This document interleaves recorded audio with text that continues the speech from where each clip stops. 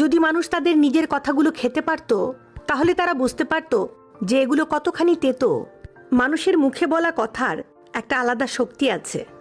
কখনো কখনো আমরা রাগে, অভিমানে বা অবহেলায় এমন কিছু বলে ফেলি যা শুনতে অন্যের জন্য খুব কষ্টকর হয়ে যায়, অথচ আমরা সেটা বোঝার চেষ্টা করি না কখনো। কিন্তু ভাবুন তো, যদি একদিন সত্যি আমাদের নিজেদের বলা কথাগুলো খেতে হতো, তাহলে কেমন লাগতো?